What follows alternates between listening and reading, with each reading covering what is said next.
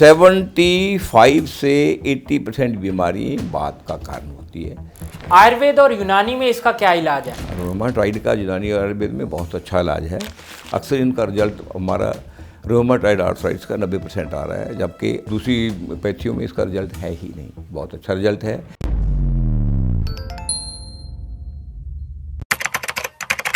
नमस्कार, D5 channel Hindi देख रहे सभी दर्शकों का मैं विभोर चट्टा स्वागत करता हूं। आज मैं आया हूं Fun Villa doctor Joginder Tiger ji के पास। डॉक्टर जोगिंदर टाइगर जी विश्व प्रसिद्ध डॉक्टर है और इनका हर्बल मेडिसिन पे किया हुआ काम भी विश्व प्रसिद्ध है। डॉक्टर साहब पिछले 35 साल से यहाँ पे क्लिनिक चला रहे हैं। डॉक्टर साहब का बहुत बहुत स्वागत है D5 चैनल हिंदी में। थैंक यू जी, thank you very much. Doctor साहब, जैसे कि हमें पता ही है आप किताबी इन्फॉर्मेशन कम देते हैं, अपने एक्सपीरियंस की बातें करते हैं, तो आज हम जानने आए हैं गठिया रोग के बारे में, रूमेटॉइड आर्थराइटिस, घुटनों के दर्द के बारे में। तो ये क्या होता है और कितने प्रकार का होता है और क्यों होता है? ये रोमाटाइड आर्थराइटिस से घुटनों में अकेलों में दर्द नहीं होता, सारे शरीर में दर्द होता है। जब सारे शरीर की बात करेंगे, जोड़ों की बात करेंगे, तो जोड़ों में जो दर्द होता है बेसिकली इसको 7 किस्म का आम लोग कंसीडर करते हैं। कुछ लोग इसको 4 किस्म का करते हैं। मैं 3 किस्म का इसे कंसीडर करता हूँ। एक दर्द तो वो है जो यूरिक एसिड से शरीर में पैदा होता है, जिसमें शरीर में पोरीन, पहले भी मैं बताया है, जो बॉडी के लिए बहुत ज़रूरी है, बॉडी की प्योरिटी है, ठीक है ना। प्रोटीन जो है बॉडी के लिए ज़रूरत है, और प्रोटीन को हजम करने के लिए ही पोरीन होता है, प्योर करने के लिए। जब बॉडी में हमारे प्रोटीन ज़्यादा हो जाते हैं तो पोरीन बढ़ जाता है। इसलिए आज के दौर में एक बहुत डॉक्टरों का और स्पेशली जिम वालों का और स्पोर्ट्स वालों का एक बहुत बड़ा दौड़ है कि बॉडी में प्रोटीन वाली डाइट खाइए। और प्रोटीन जो है आज के दौर में सबसे ज़्यादा जॉइंट पेन का रीज़न है और शरीर की बीमारियों का रीज़न है, क्योंकि प्रोटीन को आगे डाइजेस्ट करने के लिए ही बहुत एक्सरसाइज की ज़रूरत है। प्रोटीन वैसे आम सारी खुराक में थोड़ा बहुत होता है। रूटीन की जो देसी खुराक है उसमें प्रोटीन जितनी ज़रूरत है शरीर में सदा ही रहा है। मगर जब हम एडिशनल प्रोटीन बहुत ज़्यादा खाते हैं, कभी उसको बहुत अंडे के रूप में, स्पेशली जो एग है, जो ख़ास करके आजकल पोल्ट्री फार्म का एग है, वो कैंसर का कारण, किडनी डैमेज का कारण, जॉइंट पेन का कारण, यूरिक एसिड का कारण, रोमाटाइड आर्थराइटिस का कारण, मतलब जितनी बीमारियों का, फैटी लीवर का कारण कह लो कम है। क्योंकि जो पोल्ट्री फार्म है जिसको हम प्रोटीन के लिए बरत रहे हैं, चाहे चिकन है चाहे उसमें एग है, वो सारा ही सिंथेटिक सिस्टम है। हमारा जो देसी अंडा है, देसी अंडे को देखिए, जो बाहर मुर्गे मुर्गी हैं वो कितने खुले मैदान में घास फूस, कीड़े मकोड़े, अनाज चुन चुन के खाती हैं। वो असली प्रोटीन का, नेचुरल प्रोटीन का सोर्स वो है। जो हम पोल्ट्री का प्रोटीन खा रहे हैं उससे ही प्रोटीन बॉडी में बन रहा है, उसी प्रोटीन से हमारा हार्ट जा रहा है, उसी से लीवर ख़राब हो रहा है, उसी से जोड़ ख़राब हो रहे हैं। इसलिए जब तक हम समाज में अच्छी खुराक, नेचुरल खुराक नहीं लेकर आएंगे, समाज को साफ़ सुथरा नहीं बनाएंगे, वातावरण को साफ़ सुथरा नहीं बनाएंगे, पहली बात तो मैं इसलिए बोल रहा हूँ ये बातें कि जोड़ों को क्या, शरीर का नाश होता रहेगा, किसी भी बीमारी का हम इलाज नहीं कर पाएंगे।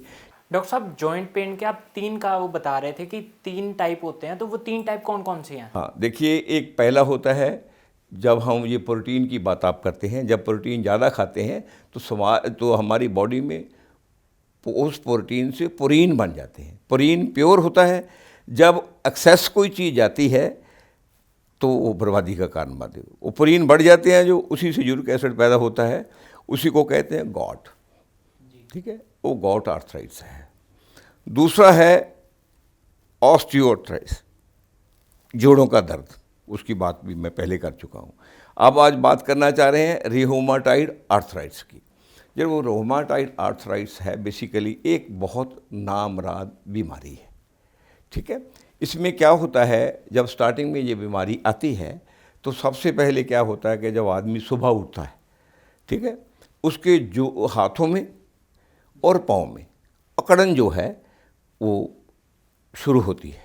उसको बिस्तर में थोड़ा उठने से मुश्किल लगता है। तो जब वो दिन में उठ जाता है, हल्का फुल्का चलता फिरता है, वो ठीक होने लग जाता है। ये पहली सिम्टम है।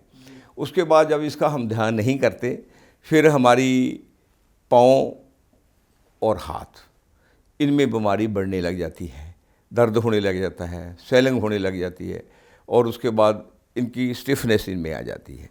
जब उसका फिर ध्यान नहीं करते तो स्टिफनेस के आगे क्या होता है, फिर हमारे हाथ ऐसे ऐसे बींगे होने लग जाते हैं, टेढ़े कहते हैं, ठीक है, ऐसे ऐसे पाँव में आने लगे। अगर उसका फिर भी ध्यान नहीं करते, फिर क्या होता है, ये हमारे जो जॉइंट हैं, ये यहाँ, ठीक है, यहाँ हमारे फ्लूइड होता है, ठीक है, सेरिबेलियम फ्लूइड जिसे बोलते हैं हम। वो जो फ्लूइड है, वो जिसको हम ग्रीस बोलते हैं, वो क्या होता है, वो फटने लग जाता है, क्योंकि यहाँ हमारे जॉइंट में एक छोटे छोटे कैप्सूल की तरह झिल्लियाँ होती है। जब वो फटती है तो फ्लूइड फट के बाहर आने लग जाता है, तो हड्डियाँ हमारी बोन स्टेडी होने लग जाती है। जब बोन स्टेडी होने लग जाती है, फिर क्या होता है, हमारी बॉडी से इधर हवा सर्कुलेट होने लग जाती है। वो हवा सर्कुलेट होने से ये ड्राई होने लग जाते हैं, बोन टेढ़ी होने लगी और ड्राई होने लगी, साथ में स्टिफनेस और पेन शुरू हो जाती है। जब ड्राईनेस आती रहती है तो कई बार तो इतनी ड्राईनेस हो जाती है ये बोन टूटने भी लग जाती है। जो ये आर्थराइट्स है, ऐसे ही सारे शरीर में ही सर्कुलेट करता है। कभी ये पाँव में चला जाता है, कभी हाथों में, कभी घुटनों में, कभी कांधों में, कभी ये जॉइंट पेन में, कभी नेक में, सभी जगह ये कई बार सारे शरीर में ही होता रहता है। इसका अकेला जॉइंट पेन से ही रिलेशन नहीं है, क्योंकि ये ऑस्टियो आर्थराइट्स के बाद जो रोमाटाइड आर्थराइट्स है जिसकी हम बात करते हैं ना, ये हमारे हार्ट में भी हो सकता है, ये हमारी लंग्स में भी हो सकता है। वहाँ पे क्या इफेक्ट करते हैं? वहाँ उसको इकट्ठा कर देता है, तो सांस में मुश्किल आ जाती है, हार्ट में दर्द होने लग जाता है, हार्ट में पेन होती रहती है। बहुत डॉक्टर इसको सोचते हैं हार्ट अटैक होता हो रोमाटाइड्स है। और कहाँ कहाँ इसका खतरा ज़्यादा देखने को बॉडी में कहीं भी हो सकता है। रोमाटाइड आर्थराइट्स बेसिकली है क्या, जो हमारी बॉडी की इम्यूनिटी है, ऑटोइम्यून सिस्टम जिसे हम बोलते हैं, वो जो हमारे वाइट सेल हैं, जिसको फौज कहते हैं शरीर की, रक्षा प्रणाली कहते हैं, वो उसको मिसअंडरस्टैंडिंग हो जाती है उन जोड़ों के बारे में। उनको लगता है कोई बाहर से आकर प्रॉब्लम क्रिएट कर रहा है, वो अपने ही बॉडी पे उस जगह अटैक करना शुरू कर देते हैं, जिससे हमारी बॉडी जो है को नष्ट होने लग जाती है, जॉइंट नष्ट होने लग जाते हैं। इसलिए इसका जल्दी ट्रीटमेंट होता नहीं है। इसका ट्रीटमेंट के लिए लंबा समय लगता है। मेरे पास मैक्सिमम मेरे ख्याल है पंजाब में पेशेंट मेरे पास ही हैं, और उनका रिजल्ट भी बहुत अच्छा है। मगर इसका इलाज जो है कम से कम 1 साल लगता है पेशेंट को, कई बार 2 साल भी लगते हैं, कई बार 3 साल भी लग जाते हैं, कई बार 5 साल भी लग जाते हैं। डॉक्टर साहब, अगर किसी को हो जाता है, जैसे घुटनों में दर्द होना शुरू हो जाता है, वो डॉक्टर के पास चला जाता है, तो डॉक्टर आमतौर पर कह देते हैं कि घुटनों की ग्रीस खत्म हो गई है, तो आप नी रिप्लेसमेंट करवा लो या घुटने बदलवा लो, तो क्या वो कराना सही होता है? ऐसा है, देखिए, जो घुटनों की ग्रीस की बात है या घुटनों के जो जॉइंट है उनका क्लोज आ जाने की बात है, क्योंकि जब नज़दीक आते हैं होता क्यों है, वो बेसिकली क्या होता है, हमारी शरीर में यूनानी में भी और आयुर्वेद में भी, यूनानी में 4 फ्लूइड होते हैं, लाल, ग्रीन, पीला, काला, रेड, ग्रीन, येलो और ब्लैक। रेड तो ब्लड को कहते हैं, इसलिए 3 दोष हो गए। ब्लड तो एक तरफ, ब्लड तो सिस्टम ही है ना बॉडी को चलाने वाला। आयुर्वेद में है वात, पित्त, कफ, उधर है ग्रीन, येलो, ब्लैक, ठीक है। वो 3 दोष उसमें है, 3 इसमें है। जब तो ये सही मकदार में तीनों दोष काम ठीक करते हैं अपना, तो इनको गुण कहते हैं। जब इनका काम में अबनॉर्मलिटी होती है, ठीक नहीं करते, तो इसको दोष बोलते हैं। होता क्या है, जो घुटनों के है, आपने देखा भी होगा, चाहे अपना कमरा भी है, ठीक है, कमरे में भी कपड़े हम डाल दें, अगर पंखा चला दें, कपड़े सूख जाते हैं। कपड़ों बाहर चाहे धूप भी ना हो, रात को भी सूख जाते हैं। कपड़ों को कौन सुखाता है? हवा। जब हमारे जॉइंट में बात जिसे बोलते हैं सर्कुलेट हो जाती है, तो वो जॉइंट में जो हमारा फ्लूइड है, जो हमारी ग्रीस है, उसको ड्राई करना शुरू कर देती है। जब ग्रीस ड्राई होती है तो हमारे जो कार्टिलेज हैं, ठीक है, उनमें स्पंजी होते हैं वो, और साथ में उनमें क्या होता है, ग्रीस होती है, फ्लूइड होता है, उसकी वजह से वो भरे रहते हैं। थोड़ा किसी चीज़ में हम पानी देंगे वो उसमें फुला रहता है ना, तो उसकी वजह से आपस में रगड़ नहीं खाते और ग्रीजी होने से आप वो ठीक मोबाइल करते हैं, एक दूसरे में चलते रहते हैं। जब हवा चलती है तो वो ड्राई हो जाता है। ड्राई होने से क्या होता है, वो कार्टिलेज श्रिंक हो जाते हैं। जब कार्टिलेज इतने से इतने श्रिंक हो गए, उनका फ्लूइड सूखने से, तो और श्रिंक हो गए, तो क्या बोन आपस में जुड़ जाती है। जब बोन आपस में जुड़ जाती है, उसमें फासला नहीं है, तो मूवमेंट उसी रुक जाती है। जब मूवमेंट रुक जाती है तो बहुत ही डिफ़िकल्ट बात हो जाती है। एक तो बोन बिंगी हो जाती है, एक वो मूवमेंट नहीं कर पाती, बहुत पेन होती है। उस स्टेज में जब कार्टिलेज ख़त्म ही हो जाए तो घुटना रिप्लेसमेंट तो मैं उसके उल्ट नहीं करना वाजिब लगता है।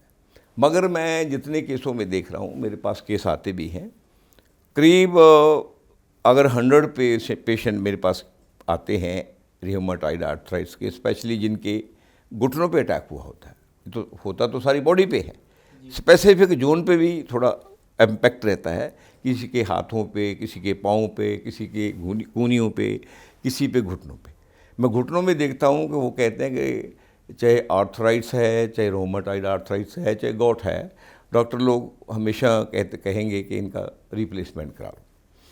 जब मैं देखता हूँ कि गॉट में और ऑस्टियोआर्थराइटिस में कभी मेरे पास जितने आज तक पेशेंट आए हैं, मैं लिस्ट दे सकता हूँ, एक आदमी सिंगल का भी कभी घुटना रिप्लेसमेंट नहीं हुआ। डॉक्टर साहब, ऐसा भी देखने को मिलता है कि जो लोग घुटना बदलवा लेते हैं फिर वापस से ढंग से नहीं चल पाते वो। भाई एक चीज़ का ध्यान रखें, जो घुटना कुदरत ने, हम एक स्पर्म और ओवियम दोनों चीज़ों के सुमेल से एग बनता है, अंडा भ्रूण, उससे हम पैदा हुए हैं। वो पैदा होते वो पूरा हमारा घुटना उसी सिस्टम से पैदा होकर बना है, वो तो नेचुरल था। उसका जोड़, उसका सारा रिलेशनशिप हमारी बॉडी से था, सिर से था, माइंड से था, हार्ट से था, स्टोमक में था, सारी किडनी से था, लीवर से था, सारी।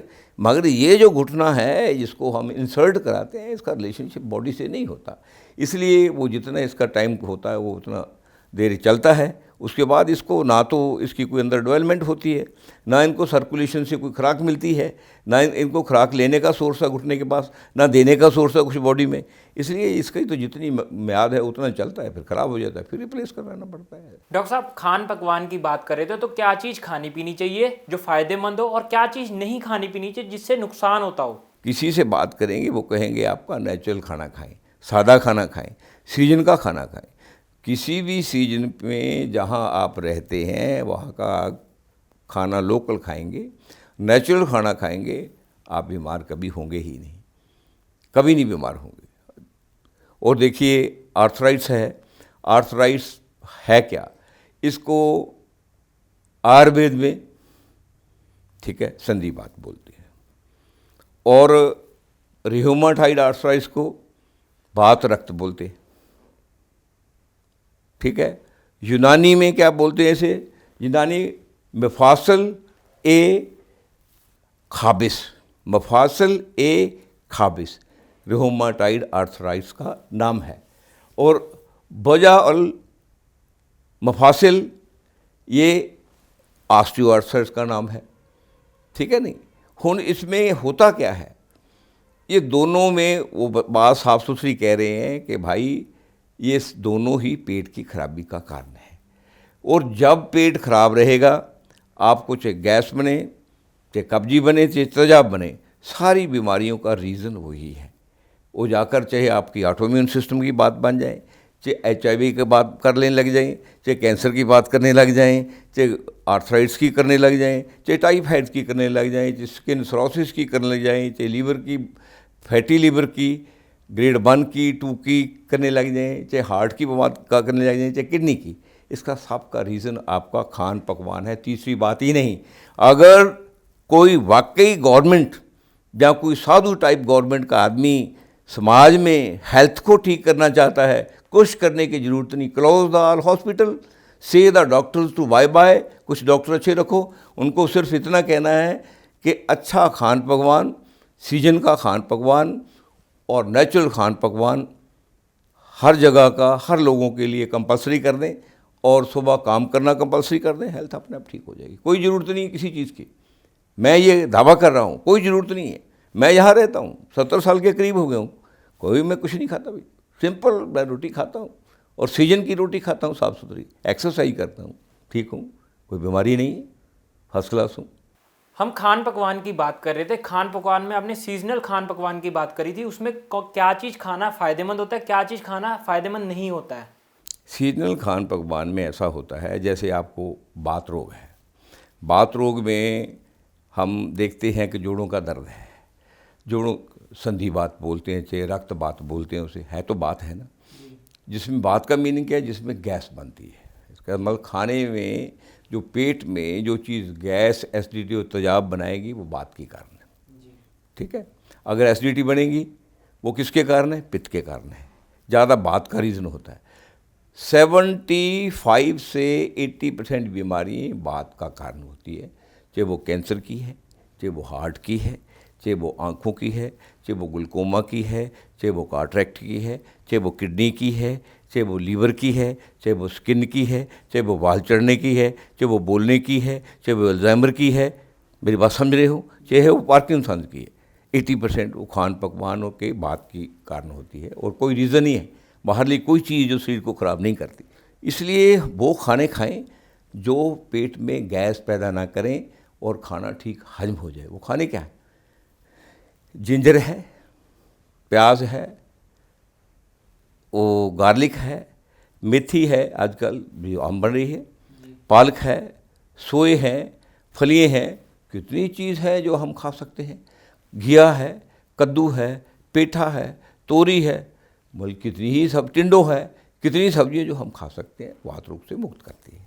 वो ऐसे खाने खाएं, आम सब्जी हैं, कोई ज़रूरी नहीं है हमने कि मीट ही खाना है, रेड मीट ना खाएं, मछली ना खाएं, मुर्गा ना खाएं, पोल्ट्री के अंडे को सदी बाय बाय कह दें।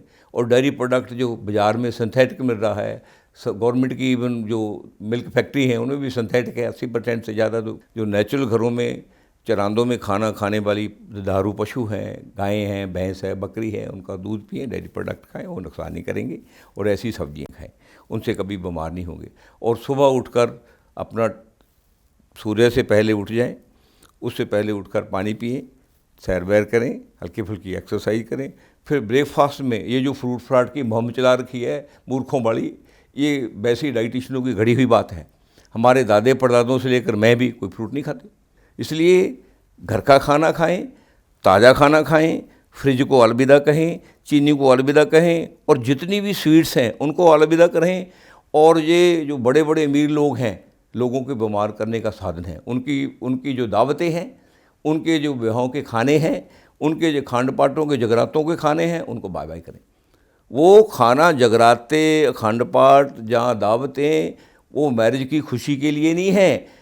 वो ये खुश होते हैं कि लोग कहेंगे बहुत बड़े घरों में आए हैं, 55 किस्म के खाने हैं, 55 में से एक भी ईटेबल नहीं होता, 55 किस्म की बीमारियाँ पैदा करते हैं। उन चीज़ों को अलविदा कहें। आपको जब तक खाने को सिंपल नहीं करेंगे, सोच को सादा नहीं करेंगे, खाना सादा नहीं बनाएंगे, दोस्तों को सादे ढंग से वेलकम नहीं करेंगे, फॉर्मेलिटी करेंगे, अकेला ये सीजन का खाने से ये बीमारियाँ ठीक नहीं होगी। ये भी तो आपके साथ ही हैं, इनको भी ठीक करना पड़ेगा। डॉक्टर साहब, आप कह रहे थे कि वात रोग बढ़ने से ये बीमारी होती है और सारी बीमारियों की जड़ पेट है।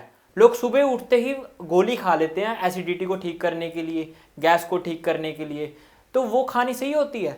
या एसिडिटी को ठीक करने के लिए क्या करें? सबसे पहले टाइम पे सोना, टाइम पे जागना, इससे एसिडिटी अपने आप ही खत्म हो जाती है, ठीक है। क्योंकि टाइम पे आप तब सोएंगे अगर टाइम पे खाना खाएंगे, समझा कि मेरी बात। टाइम पे जागेंगे तब अगर टाइम पे सोएंगे। पहले तो इस साइकिल को ठीक करना है। जब बॉडी को पूरा आराम मिलेगा, एसिडिटी गैस वैसी कम बनेगी। दूसरा, उठकर सुबह थोड़ा पानी पिए, आहिस्ता आहिस्ता 1 घंटे में आधा 1 लीटर के करीब पानी जरूर पिए। खाली पेट पानी जरूर 1-2 गिलास पिए, मगर बैठ कर पिए। फिर अपनी सैर बैर करें, हल्की फुल्की एक्सरसाइज करें। फिर जो भी ताज़ा आपको मिलता है, ज़रूरी नहीं आपने दूध पीना है, ज़रूरी नहीं आपने लस्सी पीनी है, ज़रूरी नहीं आपने फ्रूट खाना है, जरूरी नहीं अपने कच्ची सब्जी खानी है, जरूरी नहीं अपने स्प्राउटिंग खानी है। हम खाते हैं जो मिलता है वही खा लेते हैं। मैं सुबह उठता हूँ, जहाँ पानी पीकर ये मेरी खेती बेती देखने जाता हूँ। आजकल बेर हैं, बेरी के पास जाता हूँ, इतने बेर नाले घूमता रहता हूँ, बेर खाता रहता हूँ, चलता रहता हूँ। ठीक है, बेर बूर खा लिए, फिर घूमते फिरते फिर आगे शलगम है, एक आधा शलगम धोया, उसको कर्च कर्च शलगम को खा लिए, अरे ब्रेकफास्ट हो गया यार। आप सिंपल रहें, सिंपल बातें करें और सिंपल जीवन जिए, और जब वो खाएंगे ताज़ा, आप एसिडिटी बनेगी, अपने आप हजम हो जाएंगे। उसके बाद जब आप घूम कर के घर में आ गए, वो अपना नहा धोएं, नहा धोकर आपने कोई अपने जॉब करते हो, जॉब के लिए जाएं आराम से, उसके लिए खाना वाना वहाँ साथ में लेकर जाएं, घर से 2-3 चपाती बना लें, हल्की फुल्की सब्जी जो है सिंपल नमक मिर्च हल्का डाल के ले जाएं, एसिडिटी बनती ही नहीं। उसके बाद फिर घर में आएंगे, थोड़ा बहुत आकर पानी दानी पिएँ, इधर उधर देखें, उसके बाद अपना जो छोटा मोटा घर का काम करने वाला है और ताज़ी खाना बनवाएं, जैसी भी सब्जी घर में है या कोई दाल है हल्की फुल्की बनाएं और खाएं। उसके बाद थोड़ा बहुत घूमें, गपशप लगाएं, कोई अपने दफ्तर का काम है वो कर लें, कोई टीवी देखना छोटा मोटा आधा घंटा देख लें, अपनी अपनी आदत है, मैं तो कभी देखता ही नहीं। घर में गपशप लगाएं जरूर बैठकर।